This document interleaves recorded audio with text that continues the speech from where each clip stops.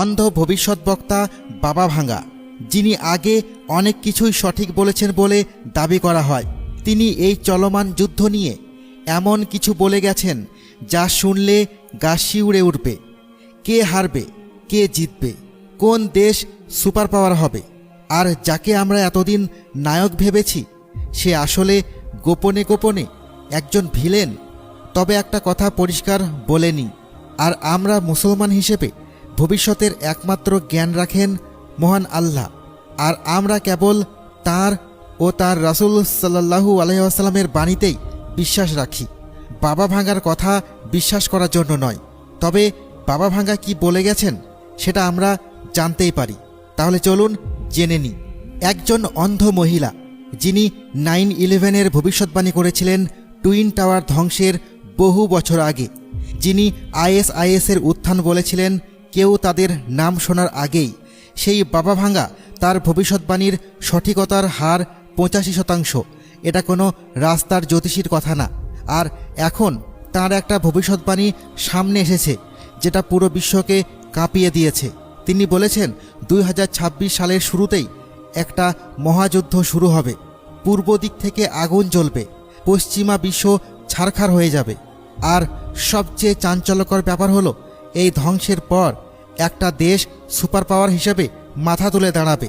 কোন দেশ সেটা বলবো, কিন্তু তার আগে জানতে হবে কেন এই ভবিষ্যৎবাণী আজকের বাস্তবতার সাথে এতটা ভয়ঙ্করভাবে মিলে যাচ্ছে। আজকে আমরা 3টা জিনিস দেখাবো, কিভাবে এই যুদ্ধের প্রতিটা লক্ষণ এই মুহূর্তে দৃশ্যমান, কিভাবে ইউরোপ এমনভাবে ভেঙে পড়বে যা কেউ কল্পনাও করতে পারছে না, আর সবশেষে কোন দেশ এই সব কিছুর পর বিশ্বের নতুন মালিক হয়ে উঠবে। বুলগেরিয়ার এই অন্ধ মহিলা বাবা ভাঙ্গা এখন আর পৃথিবীতে নেই, কিন্তু তার রেখে যাওয়া কথাগুলো আজও মানুষকে তাড়া করে বেড়ায়। কারণ একটাই, তার বলা ভবিষ্যৎবাণীগুলো বারবার সত্যি হয়েছে। মানুষ তার কথাকে নিছক কুসংস্কার মনে করে না, বরং বিশ্ব পরিস্থিতির আলোকে তার কথাগুলো বিশ্লেষণ করে। এবার ভবিষ্যৎবাণীটা মনোযোগ দিয়ে শুনুন। তিনি বলেছেন যুদ্ধ শুরু হবে পূর্ব থেকে। পূর্ব থেকে শুনে আপনার মনে প্রথম কোন জায়গার নাম আসে? মধ্যপ্রাচ্য, ঠিক। আর এখানেই ব্যাপারটা গায়ে কাটা দেওয়ার মতো হয়ে যায়।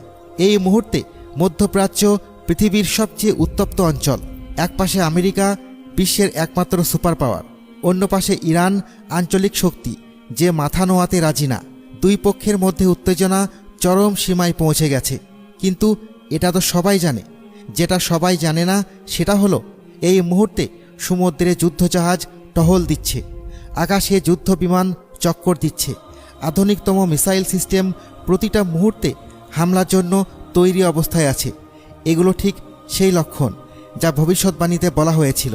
আমেরিকা আর ইরানের শত্রুতা নতুন কিছু না, কিন্তু সাম্প্রতিক বছরগুলোতে এতে যে তীব্রতা এসেছে সেটা অভূতপূর্ব। অর্থনৈতিক নিষেধাজ্ঞা, কূটনৈতিক বয়কট, একে অপরের মিত্রদের উপর আক্রমণ। এই অঞ্চলটা এখন আক্ষরিক অর্থেই একটা বারুদের স্তূপ। এখন একটু ভাবুন, এই বারুদের স্তূপে যদি একটা ছোট্ট স্ফুলিঙ্গ পড়ে, কোনো একটা পক্ষের একটা ছোট্ট ভুল, একটা সীমা অতিক্রম, তাহলে এই বারুদের স্তূপ এমন বিস্ফোরণে ফাটবে যার আওয়াজ পুরো পৃথিবী শুনবে। কিন্তু এখানেই শেষ না, এখানেই আসল ভয়ঙ্কর ব্যাপারটা শুরু। মধ্যপ্রাচ্যে আগুন লাগলে সেটা শুধু সেই অঞ্চলের মধ্যে সীমাবদ্ধ থাকে না। তেলের সরবরাহ বন্ধ হয়ে যাবে, বিশ্ব বাণিজ্য পঙ্গু হয়ে পড়বে, পৃথিবীর প্রতিটা দেশ বাধ্য হবে একটা পক্ষ বেছে নিতে। আর ঠিক এই জায়গা থেকে একটা আঞ্চলিক সংঘাত রূপ নেবে বিশ্বযুদ্ধে। শুরু হবে পূর্ব থেকে, কিন্তু আগুনের শিখা গ্রাস করবে পুরো পৃথিবী, ঠিক যেমনটা ভবিষ্যৎবাণীতে বলা হয়েছে।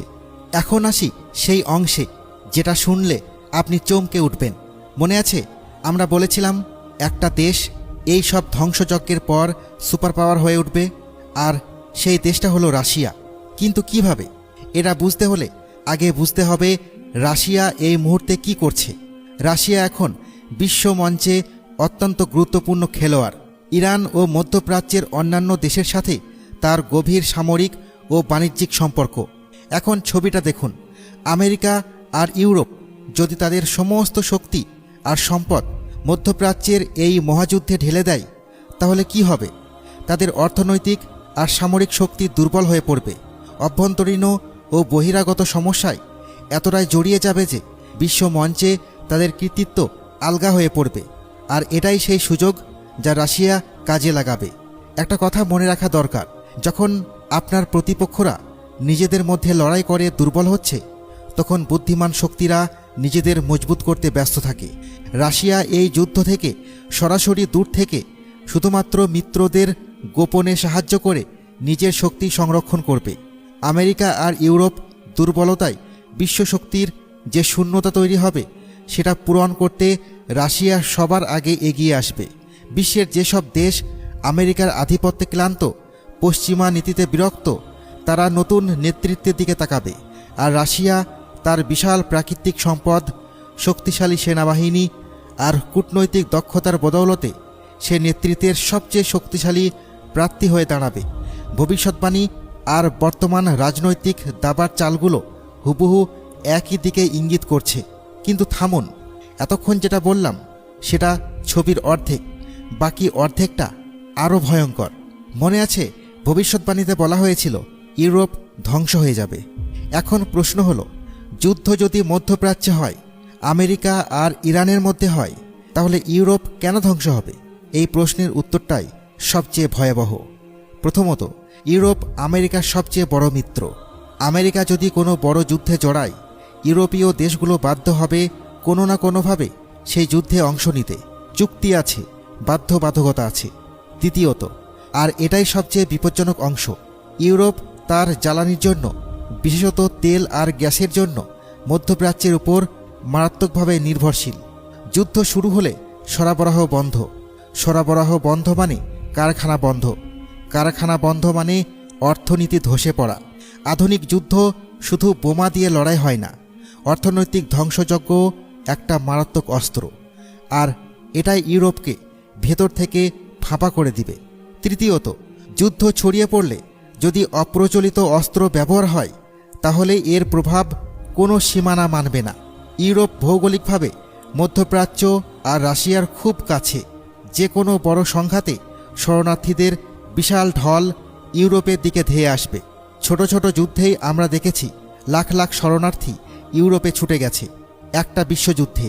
ভাবুন একবার, এই পরিস্থিতি ইউরোপীয় দেশগুলোর অভ্যন্তরীণ কাঠামো, অর্থনীতি আর সামাজিক ব্যবস্থা সব ভেঙে ফেলবে।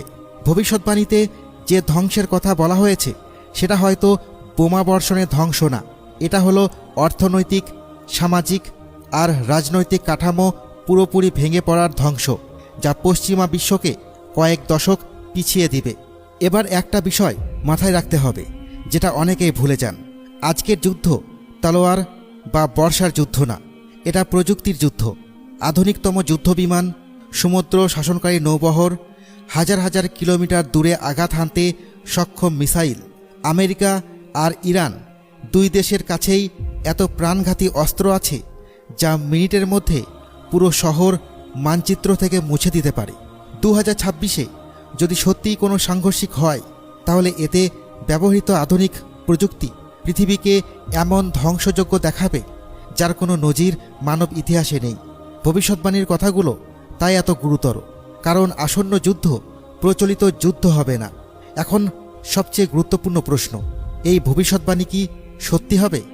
ভবিষ্যৎবাণী পাথরে খোদাই করা লেখা না, এগুলো আসন্ন সময়ের সম্ভাব্য বিপদের দিকে আঙুল তোলে।